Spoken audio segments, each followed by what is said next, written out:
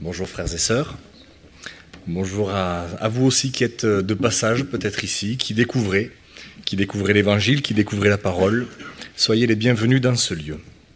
Et je fais juste une première parenthèse. C'est vrai que Michael, dans les annonces, parlait des choses que l'on peut faire. Et je crois que ce que nous allons partager ce matin, je crois que ça doit nous aider à savoir quelle est notre place. C'est vrai qu'on se demande parfois qu'est-ce que je dois faire, quelle est ma place, quel service dois-je effectuer. Et je crois que ce que nous allons partager ce matin va nous aider à répondre à cela. Fin de la parenthèse. Je vous invite à venir avec moi dans Ecclésiaste. Ecclésiaste au chapitre 3. Un passage qui est très connu par les chrétiens, par les non-chrétiens, qui nous parle des temps, des différents temps. Ecclésiaste au chapitre 3, verset 1er.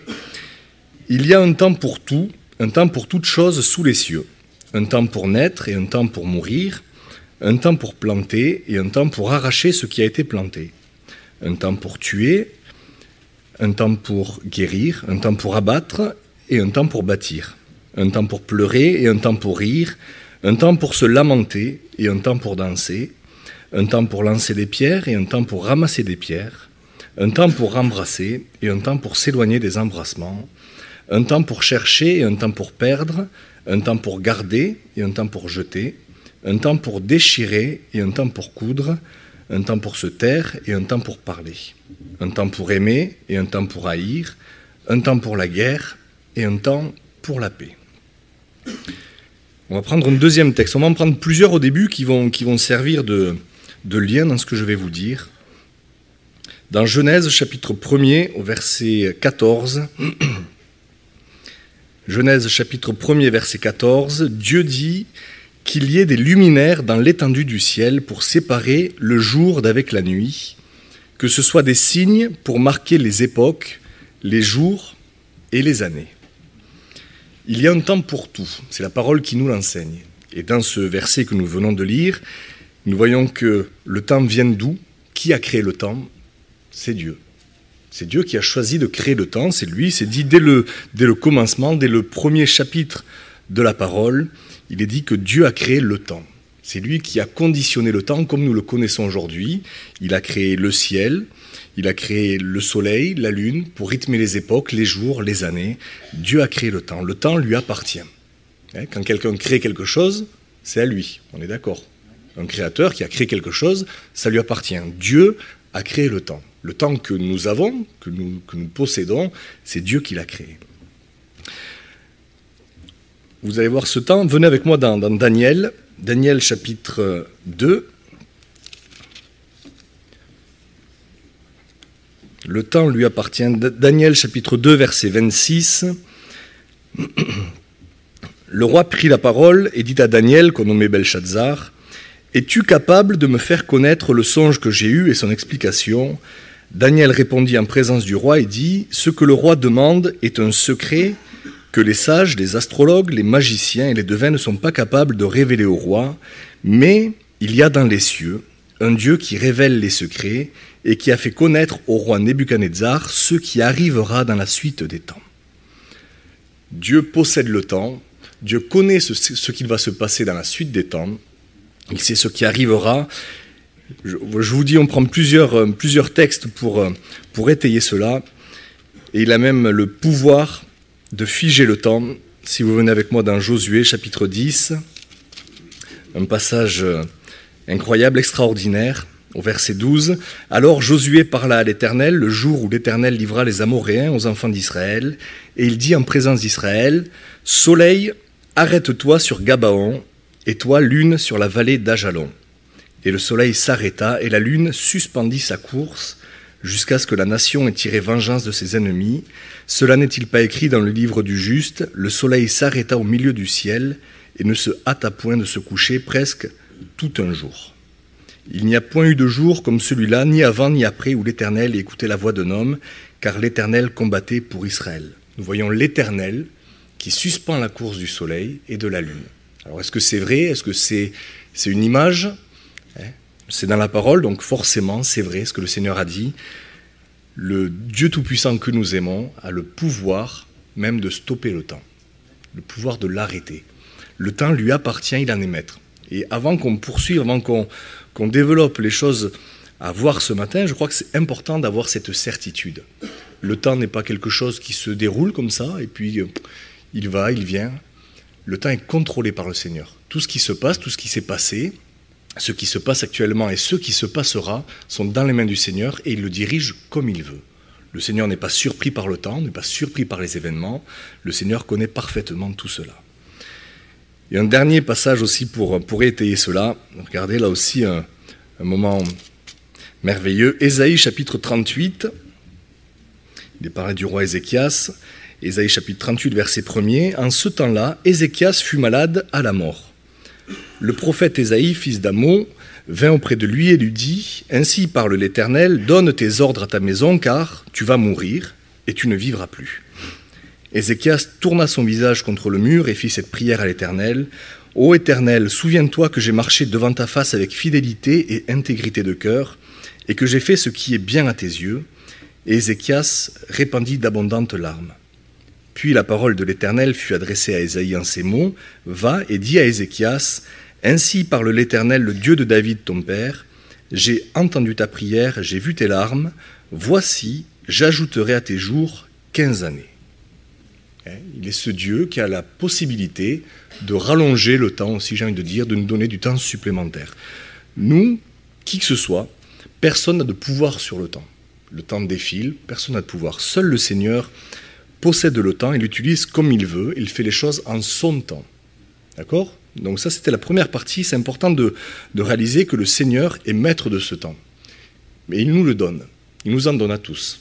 On a eu du temps. Depuis qu'on est né, c'est un peu comme un sablier. On nous a donné un sablier, alors il est plus ou moins rempli. Mais le Seigneur nous a donné une part de temps. Personne ne sait quand ce sablier va s'arrêter.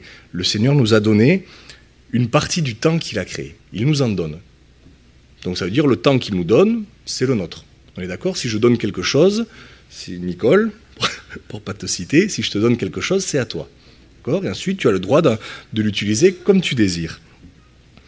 Nous recevons tous une partie du temps. Le Seigneur nous donne ça. Comme un peu ces serviteurs dans la parabole des talents qui avaient reçu. Alors pourquoi est-ce que certains ont reçu plus, d'autres moins ? On ne sait pas. Pourquoi est-ce que certains partent plus tôt, d'autres plus tard ? On n'a pas forcément de raison à cela. Seul Dieu le sait. Il fait toutes choses en son temps. Le Seigneur donne comme il a envie de nous donner. C'est une chose à comprendre aussi, parce que parfois on peut s'irriter, on peut dire pourquoi ceci, pourquoi cela, pourquoi ceci s'est passé. Le Seigneur sait ce qu'il fait, il le fait comme il le veut. Le Seigneur, c'est lui qui décide, qui est maître du temps. Il a choisi aussi de faire des journées de 24 heures. Est-ce que c'est le hasard, les journées de 24 heures ? Pourquoi ? C'est vrai qu'on peut se poser des questions parfois. Pourquoi est-ce que les journées sont quantifiées comme cela ? Parce que ça fait quand même des millénaires que ça tourne. On voit quand on réalise, si vous vous intéressez un peu à l'astronomie, vous voyez la rapidité, la vitesse de tout ce qui se passe dans l'univers.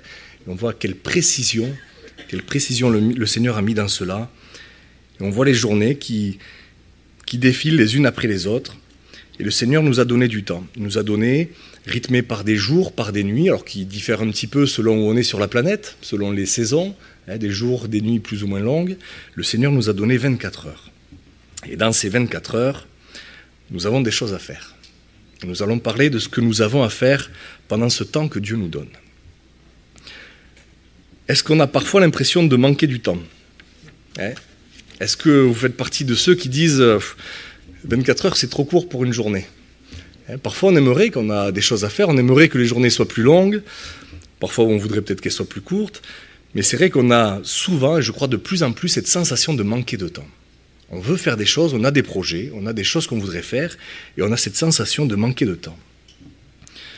Le temps, je l'ai dit tout à l'heure, il appartient à Dieu, et Dieu a choisi de nous le donner, de nous en donner une certaine quantité. Et c'est nous qui choisissons comment nous l'organisons. Est-ce qu'un adulte, bien sûr, qui est libre de ses choix, est-ce que c'est lui qui est maître de ce qu'il va faire ? Est-ce que quelqu'un a été contraint ? Alors je ne parle pas des enfants qui suivent les parents, mais les adultes ici, est-ce que quelqu'un a été contraint de venir ici ce matin ? Non, le temps qu'on a, on le gère comme on le décide. D'accord ? Si cet après-midi on veut aller se balader, on est libre de le faire. On fait ce qu'on veut. Alors après, il y a des impératifs. On est d'accord. Il y a le travail, il y a des obligations familiales, tout un tas de choses qui conditionnent notre temps. Mais même dans ces impératifs, je suis libre de faire ce que je veux. Demain, si vous avez un travail, il va falloir se lever, aller au travail. Est-ce que vous êtes libre de ne pas aller au travail? Si vous vous levez demain, vous dites ben non, aujourd'hui je ne vais pas travailler. On est libre. On a le choix. Si vous voulez rester dans votre lit demain, vous pouvez rester dans votre lit. Il y a des impératifs. Je vous donne un exemple un peu bête, mais un peu qui sera aussi concret. Si mon enfant se fait mal cet après-midi, qu'il faut l'amener aux urgences, est-ce que je suis libre ou pas de l'amener aux urgences?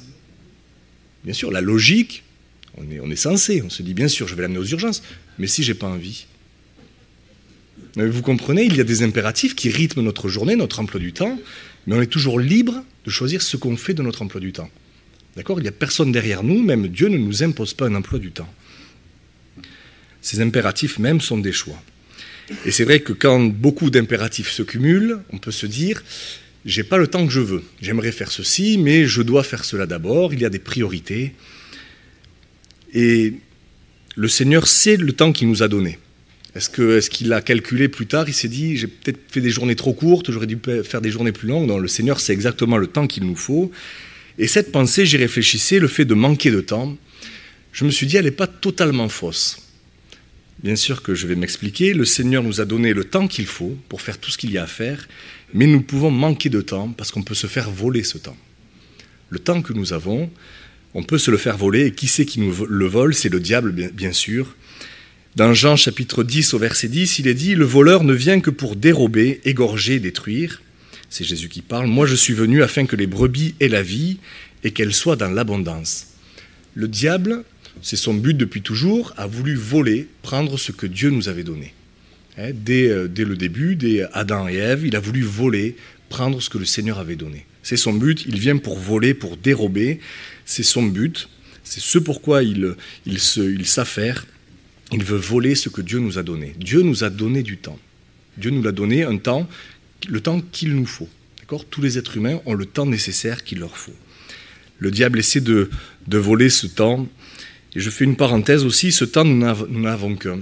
Dans Hébreux chapitre 9, il est dit, au verset 27, « Il est réservé aux hommes de mourir une seule fois, après quoi vient le jugement. » Parce qu'il y en a certains qui pensent, oui, mais peut-être qu'on va revivre dans un autre corps, dans quelque chose. C'était juste pour clarifier cette pensée, pour pas qu'il y ait de doute. Les hommes, les femmes, l'humanité entière ne vit qu'une seule fois. Nous naissons sur cette terre, Dieu nous donne du temps, et quand ce temps est écoulé, que nous mourrons, nous sommes emportés soit devant Dieu, dans le paradis, soit en enfer. Nous n'avons qu'une seule réserve de temps que le Seigneur nous donne. Il n'y en a pas deux.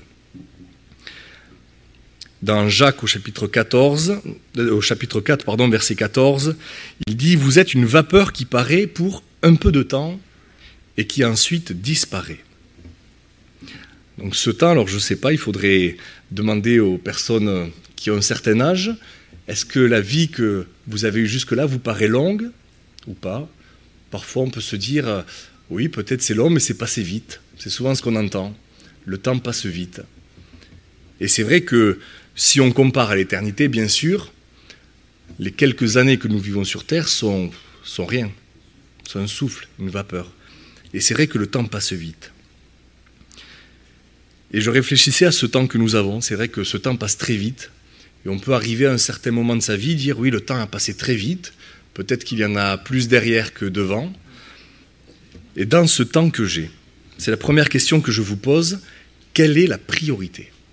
Je l'ai dit tout à l'heure, on choisit. C'est nous qui choisissons, même si on a des impératifs, c'est nous qui choisissons ce que nous voulons faire du temps que nous avons. Et dans ce temps que j'ai, dans ce temps que nous avons tous, quelle est ma priorité? Quelle doit être la priorité d'un homme, d'une femme? Alors la priorité, bien sûr, c'est la parole, mais je crois que la chose la plus importante pour l'être humain, en tout cas pour tous les hommes, toutes les femmes, c'est de se préparer à la rencontre de son Dieu. Je crois que c'est la première chose, que tout le reste, il y a des choses très importantes aussi, mais je crois que cela est la chose la plus importante, se préparer à la rencontre de son Dieu. On cherche parfois un sens à sa vie. Les gens disent « Pourquoi sommes-nous sur Terre ? Pourquoi on est là ?» Ils ne croient en rien, ils croient en beaucoup de choses, mais je crois que le temps que nous avons, la principale chose que nous devrions réaliser, c'est que ce temps sert à nous préparer à rencontrer Dieu. Nous allons un jour tous comparaître, nous allons le voir, c'est vrai que Michael le disait, pour nous c'est une espérance, certains peut-être le redoutent, nous allons un jour passer devant notre Dieu. Et c'est vrai que tout ce que nous pouvons faire, ça peut être des œuvres, il y a des milliardaires qui donnent beaucoup d'argent, qui font beaucoup d'œuvres pour des choses bonnes sur Terre, qui font beaucoup de choses bien pour apporter du bon à ce monde, mais toutes ces choses, aussi bonnes soient-elles, ne sont pas prioritaires. La priorité pour un homme, c'est de se préparer à rencontrer son Dieu. Si dans le temps que j'ai eu sur Terre, si quand ce temps se finit, je ne me suis pas préparé, en fait, tout le temps que j'ai eu aura été perdu. Il n'aura servi à rien. On peut avoir fait des milliers de choses, aussi bonnes soient-elles, le temps utilisé sur cette terre n'aura servi à rien. Le temps que Dieu m'aura donné aura été inutile, parce que je n'aurais pas été prêt à le rencontrer. Je crois que c'est important de vraiment le réaliser, ça. Si quelqu'un est ce matin dans ce lieu ou à distance, est dans cette situation, qui dit « mais moi j'ai pas le temps ». J'ai pas le temps de me préparer, j'ai pas le temps de faire ceci. Vous savez, moi, dans mon travail, je suis très occupé, dans ma famille, j'ai telle chose, j'ai pas le temps de m'occuper de cela. Je le répète, je le dis pour que ce soit bien compris, c'est nous qui fixons nos priorités. C'est nous qui choisissons ce que nous voulons faire. Vous savez, ces excuses, ça marchera pas. Devant Dieu, ça marchera pas de dire « j'ai pas eu le temps ». Je vous donne un exemple. Il est ce qu'il est, là aussi, je ne suis pas le professionnel des exemples, mais c'est pour nous aider à comprendre. Admettons, demain matin encore, vous avez un rendez-vous. Vous avez un rendez-vous, vous devez vous lever tôt. Donc, ce qu'on fait en général, quand on doit se lever tôt, on se dit, bon, je vais me coucher assez tôt pour me préparer, pour être en forme. Et puis, je viens vous voir tout à l'heure, et je vous dis, allez, Michael, cette fois, ça tombe sur toi. Je te dis, cette nuit, il y a une nocturne dans Toulouse, il faut une course, entre minuit et 4 heures. Allez, est-ce que tu veux venir? Ça va nous faire du bien, on va se remettre au sport.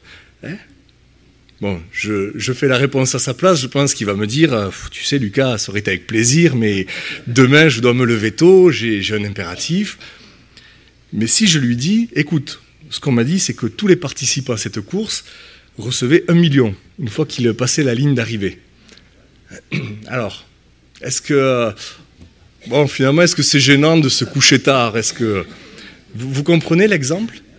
C'est-à-dire que quand quelque chose nous intéresse, quand on a de l'intérêt pour quelque chose, on va savoir y donner du temps.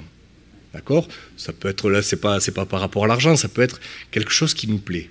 Quand quelque chose nous plaît, si on a vraiment de l'intérêt, on va réussir à trouver du temps pour ça. Même si ça doit grignoter sur autre chose, même si ça doit nous coûter, on va prendre ce temps. Et c'est vrai que quand nous regardons autour de nous, il y a des choses qui nous intéressent. Il y a des choses qui nous plaisent sur cette terre, il y a des choses qui ont un intérêt pour nous. Et je crois qu'il faut réfléchir à cela. Vous savez, c'est des choses que la parole nous enseigne. Je crois que nous devons réaliser que c'est nous qui fixons nos priorités, que le Seigneur nous donne, et c'est ensuite nous avons cette responsabilité.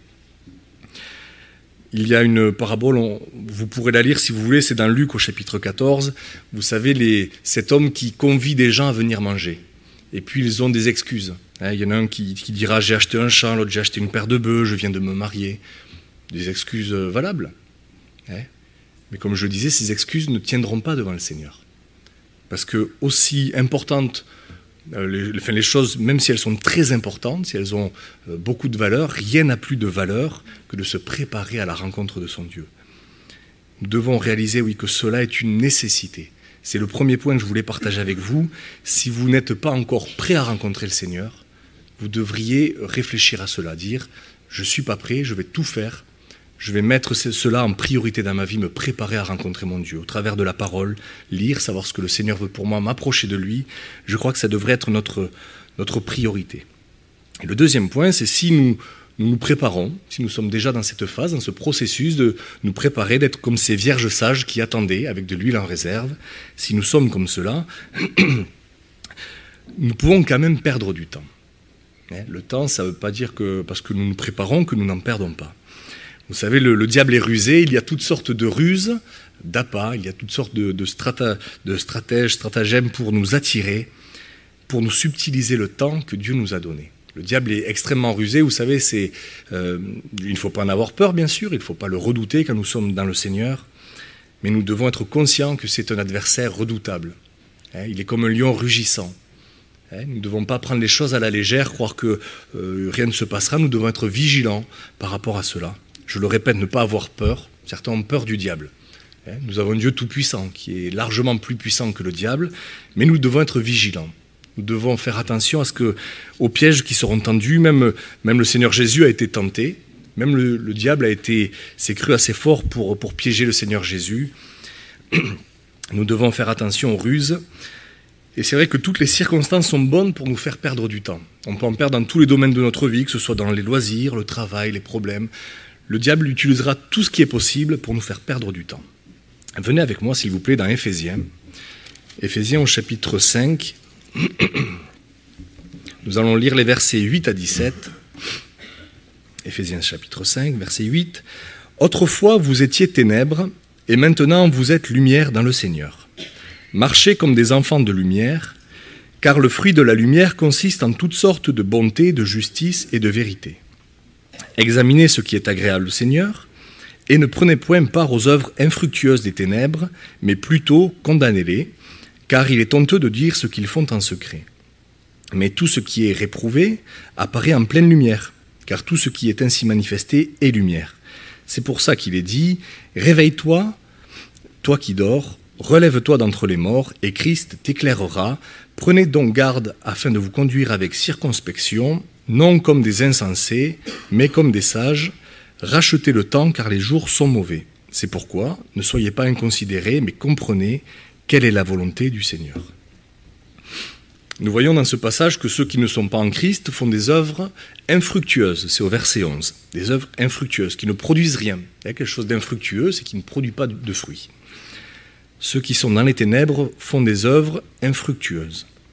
Et nous sommes appelés, au contraire, à avoir une vie droite devant Dieu. Il est marqué de marcher dans la bonté, la justice et la vérité. De marcher dans la lumière. Au verset 9, vous voyez ce qu'il est dit, cette vie dans la lumière, qu'est-ce qu'elle doit produire ? Elle doit produire la bonté, la justice et la vérité dans nos vies.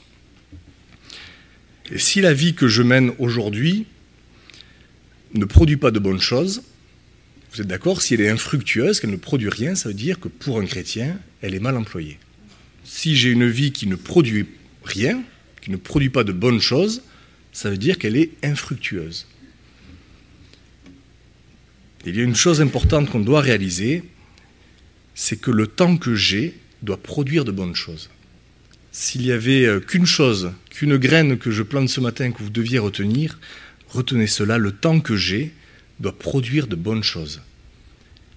C'est parfois compliqué, je parle pendant quelques minutes, on ne retient pas tout forcément, mais si vous devez repartir de ce lieu ce matin avec une pensée, avec quelque chose qui rappellera ce message, le temps que j'ai doit produire de bonnes choses. Pas pour moi, pour Dieu bien sûr. Je vous redonne un exemple. Vous rentrez, vous êtes fatigué, vous avez passé toute la journée et vous avez envie de vous détendre.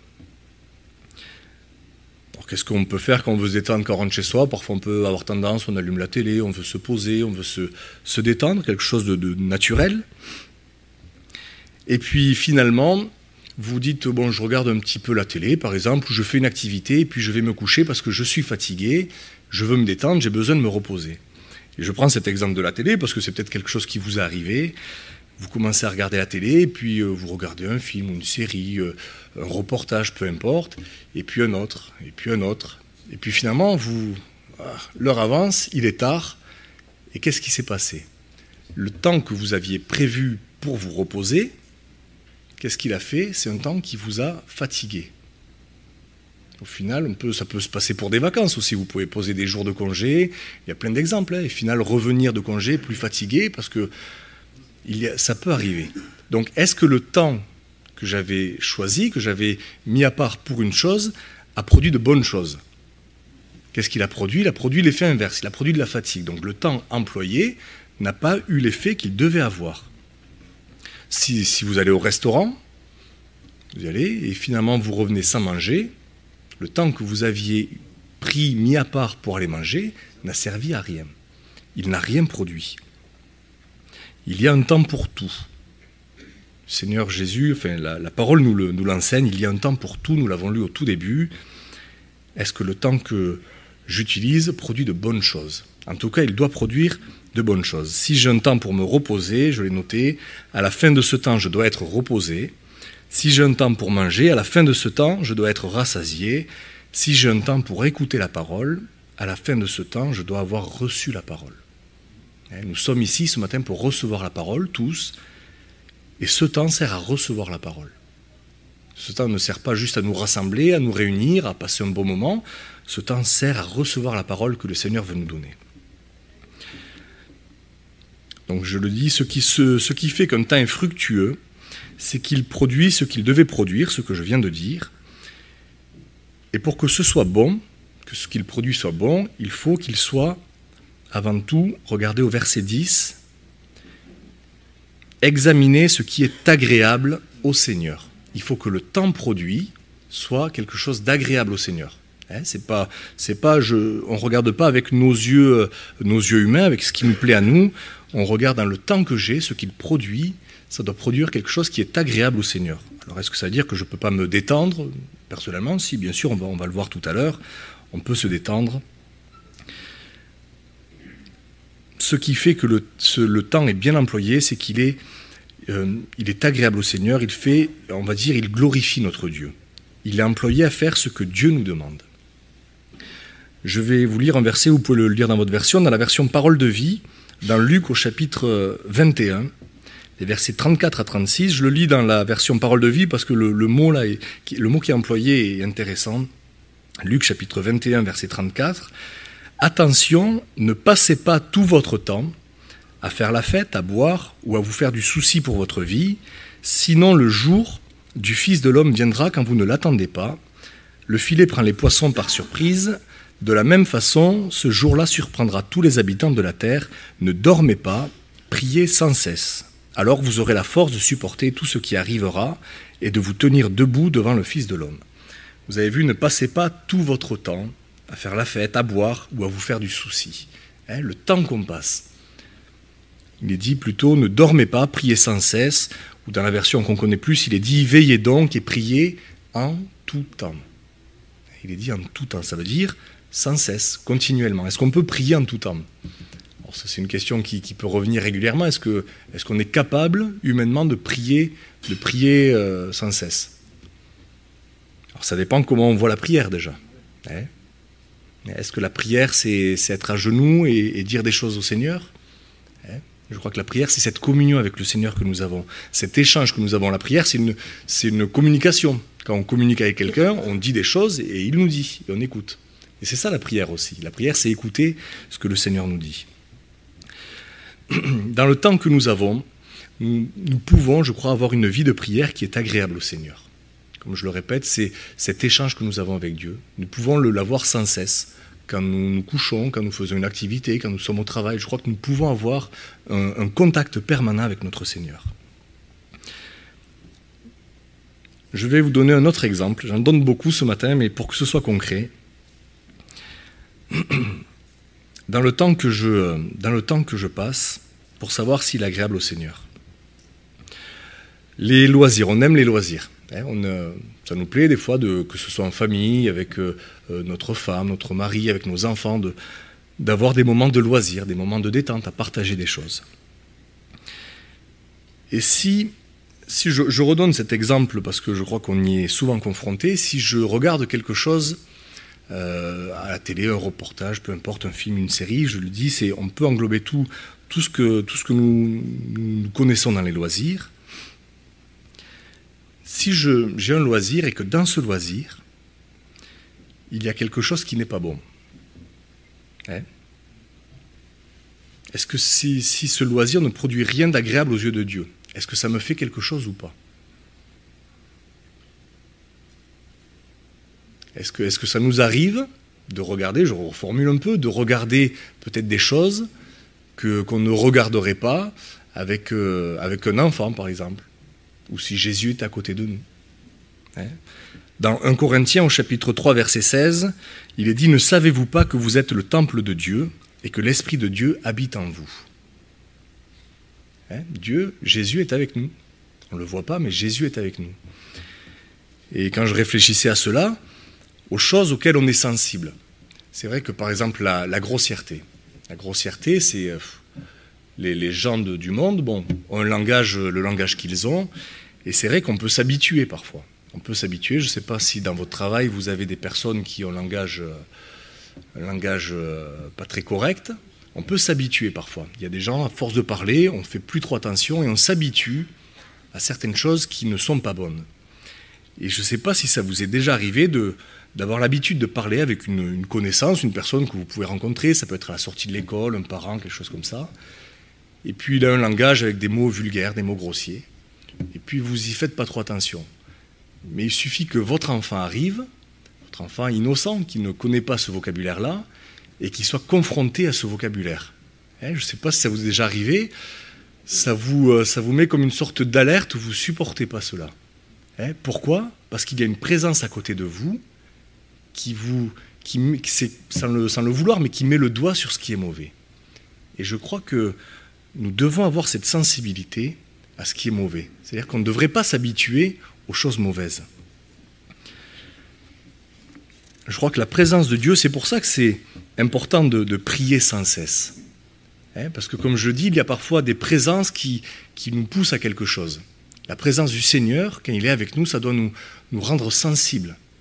Donc si nous laissons cette présence, peut-être que nous allons perdre la sensibilité.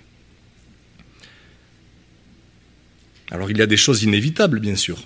Quand vous êtes au travail, quand vous êtes au supermarché, vous croisez quelqu'un, est-ce que c'est à nous de dire « ne parle pas comme ça, ne fais pas ça ». Les gens du monde, ils font ce qu'ils veulent. Si c'est entre frères et sœurs, bien sûr. S'il y a un mot qui n'est pas correct, il faut se le dire. Tu emploies ce mot, ce n'est pas bon, ne l'utilise pas. Les gens du monde, il y a des choses inévitables. Vous voyez, on est confronté à des choses mauvaises de ce monde, mais il ne faut pas non plus s'en alerter, se traumatiser pour cela. Dans Jean chapitre 13, verset 10, il est dit « Celui qui est lavé n'a besoin que de se laver les pieds pour être entièrement pur. » C'est l'image un peu de cette marche dans ce monde. Nous marchons dans ce monde, et forcément les pieds se salissent. Dans ce monde, quand nous marchons, quand nous sommes confrontés aux choses de cette terre, il y a cette salissure qui vient, malgré nous, à laquelle nous sommes confrontés. C'est quelque chose d'inévitable. Et ce qui est beau, c'est que le Seigneur Jésus a choisi de nous le dire. Il nous rassure en cela. Il y a des choses, oui, qui nous salissent. Mais quand nous sommes purs, c'est les pieds qui sont salis. Ça peut se nettoyer facilement, ce n'est pas comme tout le corps. Il y a des choses inévitables, mais il y en a d'autres. C'est nous qui choisissons. Je le redis, quand nous sommes chez nous, quand nous allumons la télé, quand nous invitons quelqu'un, quand nous faisons une activité, il y a des choses, c'est nous qui les choisissons. On en revient à ce choix. Le choix que je fais. Est-ce que dans tout ce que je fais, tout ce qui se passe chez moi, tout ce que je choisis en tout cas, si je vais, je ne sais pas moi, si je veux aller voir un ami, quelqu'un d'inconverti, une personne que j'apprécie, est-ce que c'est moi qui choisis d'aller la voir ou pas ? Si on prend rendez-vous, je choisis. C'est peut-être pas chez moi, mais je choisis. Tout ce que je choisis, est-ce que dans tout cela, je m'assure qu'il n'y ait rien qui déplaise à Dieu ? Est-ce que c'est une constante ? Est-ce qu'on fait attention ? Est-ce qu'on est vigilant sur cela ? Est-ce que c'est une sorte de priorité dans notre vie ? Dire « Seigneur, je vais faire ça, je vais faire ceci, je vais faire cela. Est-ce que cela te plaît ?» Alors bien sûr qu'on pourrait lister des choses. J'ai noté, moi, tout ce qui est grossièreté, nudité, violence, sorcellerie. On est confronté à tout un tas de choses comme cela. Et je crois qu'on pourrait le résumer dans ce qui est dit dans les œuvres de la chair. Vous savez, la débauche, l'impureté, le dérèglement, l'idolâtrie, la magie, les rivalités, les querelles, les jalousies, les animosités, les disputes, les divisions, les sectes, les envies, l'ivrognerie, les excès de table et les choses semblables. Les œuvres de la chair. Est-ce que c'est ce qui nous plaît ? Est-ce que c'est ce qui nous attire ? Je crois que c'est important de se poser la question. Si on est honnête, bien sûr qu'il y a des choses qui nous attirent. On est humain, on est notre caractère, on a des tentations qui sont là, il y a des choses qui nous attirent. On n'est pas là pour se dire oh non, moi je suis trop spirituel, tout ça, ça ne m'intéresse plus. Il y a des choses qui nous attirent et le diable essaie de s'acharner sur nous pour nous proposer toujours plus de choses attirantes. Et il se déguise en ange de lumière pour attirer les regards, pour nous donner envie. Et on voit que tout ce qui se passe sur terre, c'est pour donner envie. On est confronté à cela. Et quand je réfléchissais à tout cela, je me suis dit, si on fait un tri vraiment, si dans tout ce que je viens de lister, si on fait un tri pour sortir tout ce qui déplaît à Dieu, on constate qu'il ne reste pas grand-chose.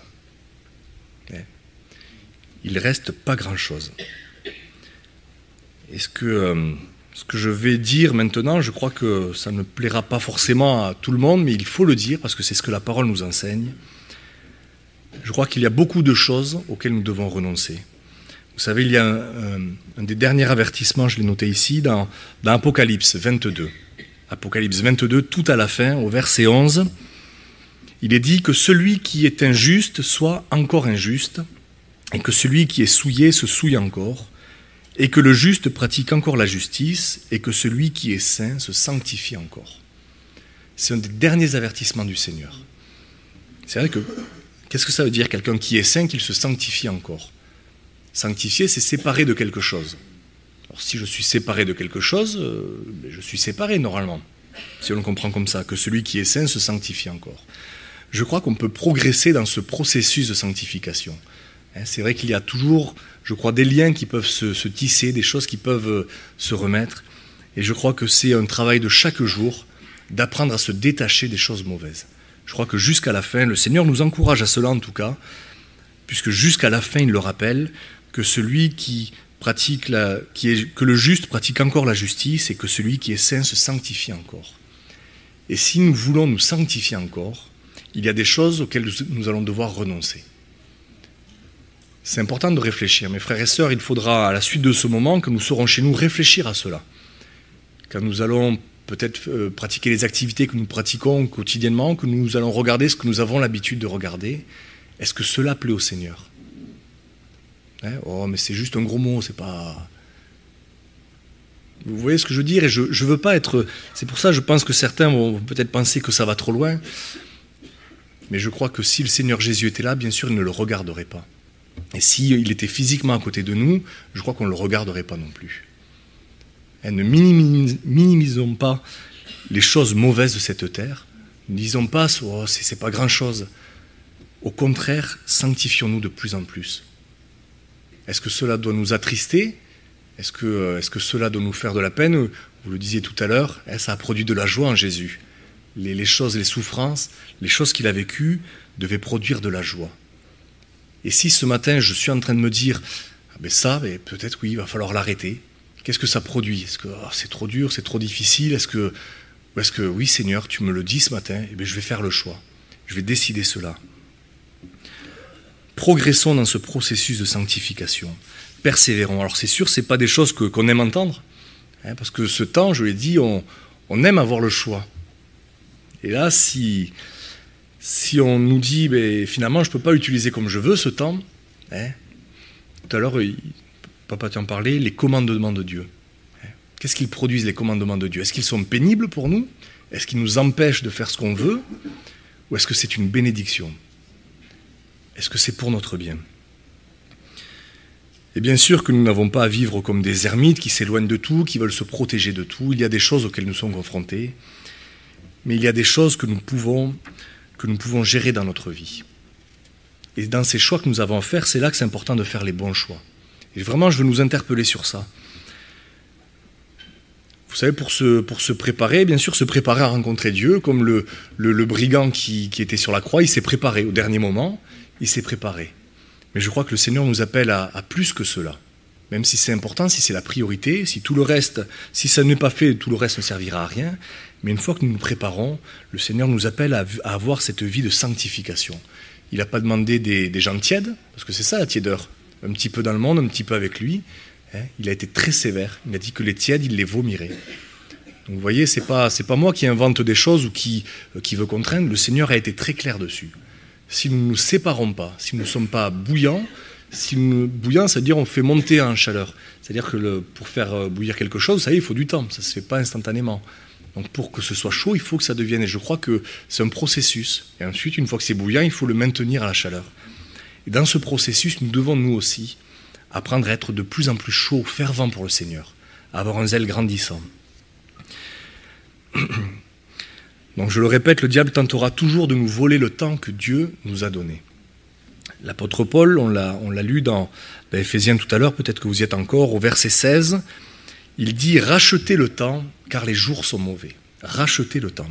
Alors le thème « racheter » ici, j'ai regardé un petit peu dans la version originale, c'est exactement que le même, qui est traduit par le même mot, quand il dit que Jésus nous a rachetés. Jésus nous a rachetés, c'est-à-dire qu'il a payé une rançon. C'est-à-dire que nous étions aux mains ennemies, nous appartenions à quelqu'un d'autre, il nous a rachetés, il a payé une rançon.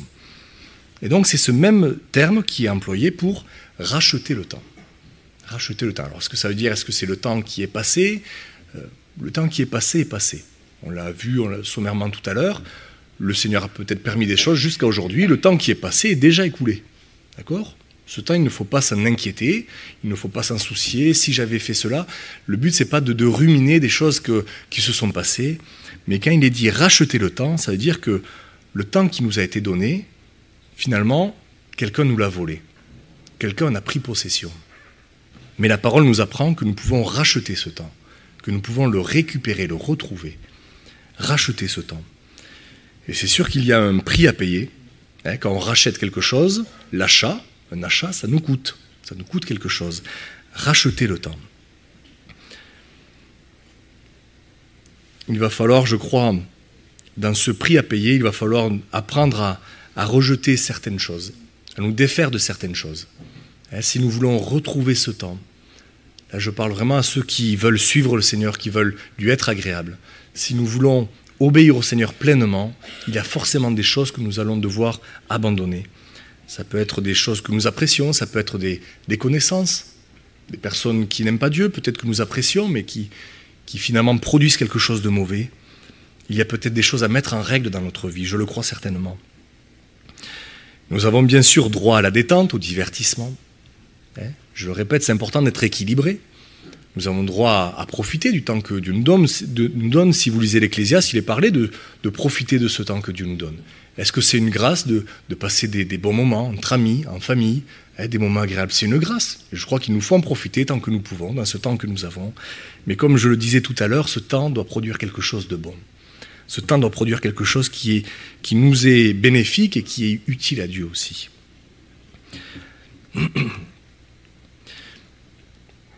Je ne sais pas si ce que je vous dis vous interpelle, si vous vous dites ça va trop loin pour moi, je ne sais pas. Parce que si vous vous dites ça, alors vous pouvez arrêter d'écouter maintenant parce qu'on va aller un petit peu plus loin, et je suis sérieux quand je dis ça. Si vous vous dites cela, je pense, réfléchissez à ce qu'on vient de partager. Réfléchissez à cela parce que la parole va encore plus loin que cela. Vous voyez, peut-être que déjà ça nous paraît insurmontable de dire mais moi je ne peux pas, j'aime ça. Peut-être, je comprends, on n'est pas là pour se juger, pour dire ah bon, non, tenez-vous devant le Seigneur, passez du temps devant sa face pour que le Seigneur vous éclaire. C'est pas à un homme de vous convaincre d'une chose, c'est l'Esprit qui convainc, c'est pas un homme. Et c'est le Seigneur qui doit vous révéler les choses. Passez du temps devant le Seigneur pour réfléchir à cela. Et si jamais vous êtes d'accord, que vous dites oui c'est vrai, il faut faire ce que la parole nous demande, on va terminer avec cette pensée. Venez avec moi dans Luc au chapitre... C'est une pensée très très courte. Dans Luc au chapitre 6.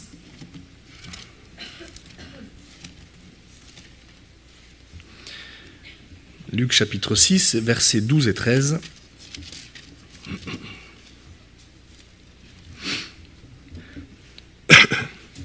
En ce temps-là, Jésus se rendit sur la montagne pour prier, et il passa toute la nuit à prier Dieu. Quand le jour parut, il appela ses disciples et il en choisit 12, auxquels il donna le nom d'apôtres. Et venez aussi avec moi, s'il vous plaît, dans Jean chapitre 4, versets 31 à 34. Pendant ce temps, les disciples le pressaient de manger, disant « Rabbi, mange », mais il leur dit « J'ai à manger une nourriture que vous ne connaissez pas ». Les disciples se disaient donc les uns aux autres, quelqu'un lui aurait-il apporté à manger? Jésus leur dit, ma nourriture est de faire la volonté de celui qui m'a envoyé et d'accomplir son œuvre. Il y a des choses mauvaises, néfastes, qui nous éloignent de Dieu, qui nous font perdre du temps. Mais ici, on voit qu'il y a des choses légitimes aussi. Est-ce que dormir, c'est nécessaire? Est-ce que c'est voulu par Dieu? C'est Dieu qui a créé, si nous avons besoin de sommeil, si nous avons besoin de repos, C'est Dieu qui nous a fait comme ça. Est-ce qu'on a besoin de manger? Bien sûr, vous voyez ce que je veux dire? Il y a des choses, est-ce que c'est mauvais de manger? Est-ce que c'est mauvais de dormir? Bien sûr que non. Alors pourquoi Jésus a dû se priver de ces choses? Pourquoi a-t-il dû se passer de ces choses? Alors je réfléchissais quand il a prié avant de choisir les disciples. Est-ce qu'il n'aurait pas pu dormir et le lendemain prendre un temps pour lui, s'isoler, prier?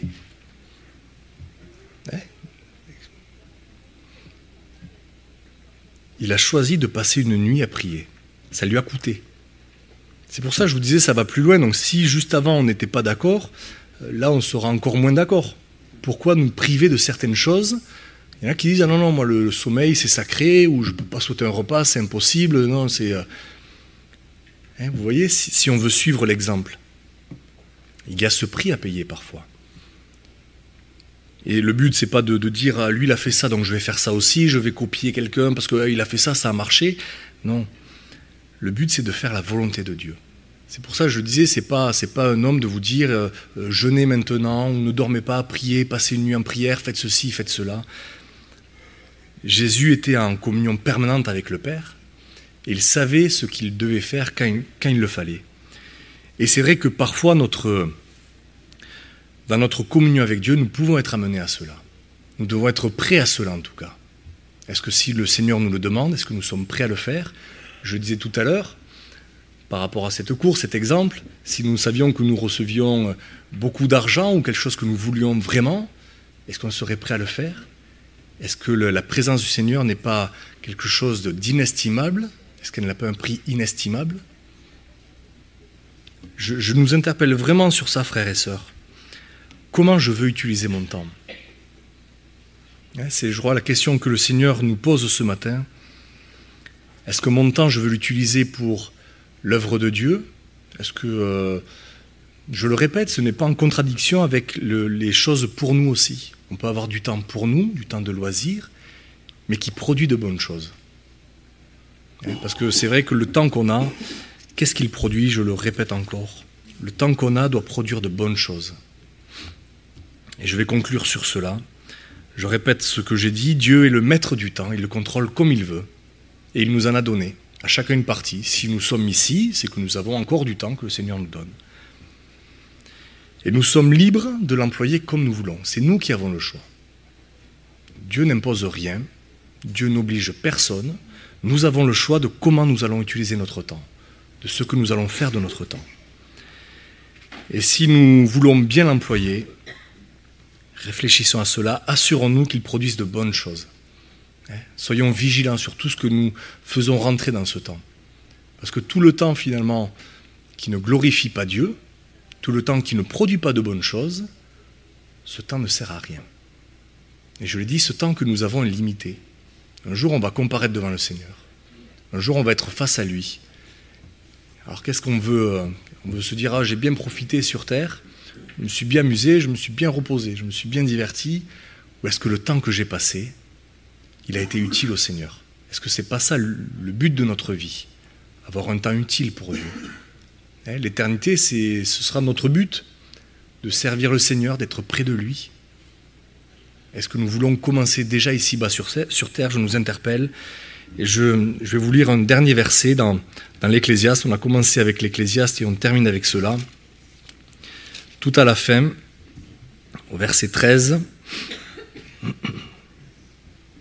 ou plutôt au verset 15, pardon. Écoutons la fin du discours. Écoutez bien, mes frères et sœurs. Crains Dieu et observe ses commandements. C'est là ce que doit faire tout homme, car Dieu amènera toute œuvre en jugement au sujet de tout ce qui est caché, soit bien, soit mal. Tout le temps que nous aurons utilisé, tout le temps que nous aurons consacré, Dieu le révélera. Alors comment allons-nous réagir à cela? Je crois que ce n'est pas quelque chose pour nous culpabiliser, au contraire, c'est quelque chose pour nous encourager ce matin. Nous avons du temps, on ne sait pas combien de temps il nous reste. Et le but, ce n'est pas de se dire « je suis jeune, il me reste beaucoup de temps » ou « je suis plus âgé, il m'en reste moins ». On ne sait pas. Personne ne sait. D'accord? Mais qu'est-ce que je vais faire de ce temps? Comment je vais l'employer? Est-ce que je vais le racheter? Est-ce que je vais me réapproprier ce temps que Dieu m'a donné? Est-ce qu'on a perdu du temps? Je crois que si on est honnête, je crois qu'on perd tous du temps, plus ou moins. On n'est pas parfait. Je crois qu'on peut tous perdre du temps, alors que nous puissions demander au Seigneur qu'il nous aide à racheter ce temps et à avoir une vie qui le glorifie. Seigneur Jésus, comme nous venons de le rappeler, comme tu nous l'as rappelé par ta parole, tu es ce grand maître qui contrôle tout, qui a créé le temps et qui le possède, et tu nous en as donné. Et c'est vrai que nous voulons encore, dans ce temps que tu nous donnes, ne pas être inutile, ne pas être infructueux, mais au contraire produire de bonnes choses. Ces œuvres que tu as préparées à l'avance, pour chacun de nous, nous voulons les pratiquer. C'est vrai que dans ces moments, nous voulons te demander pardon si nous sommes passés à côté de certaines choses, mais dans ta connaissance, tu savais tout ce qui nous amènerait jusqu'à aujourd'hui, tout ce qui nous amènerait à ce jour, tout ce que nous aurions vécu, tout ce qui s'est passé. Tu connais toutes choses, Seigneur, et nous ne voulons pas regarder aux choses passées, mais nous voulons regarder aux choses à venir, à cet instant présent, là où tu es, là où tu veux nous donner l'occasion de faire de bonnes choses, où tu veux nous aider, où tu veux nous conduire. Alors je veux te supplier encore ce matin, Seigneur, de nous éclairer, de nous donner cette sensibilité, aide-nous à faire ce tri dans notre vie, aide-nous à être vraiment à avoir une conscience aiguisée dans tout ce que nous verrons, tout ce que nous entendrons, tout ce que nous ferons, Seigneur, et à rejeter tout ce qui vient de la chair, tout ce qui vient de ce monde, Seigneur. Aide-nous, il n'y a que ta grâce qui peut faire cela dans notre vie, donc je te demande avec mes frères et sœurs de nous aider à nous appliquer à cela, pour que ton Église soit belle quand tu reviendras, pour que nous puissions avoir de l'huile en réserve et ne pas avoir à rougir quand nous nous présenterons devant toi, mais au contraire, être heureux de rentrer dans ta présence. Merci pour ta parole. Jamais nous te dirons assez merci pour ta parole éternelle, car elle est une réelle bénédiction. Merci pour ces encouragements que tu nous fais ce matin et aide-nous à répondre à ta parole. S'il te plaît, Seigneur Jésus. À toi toute la gloire, Père. Amen.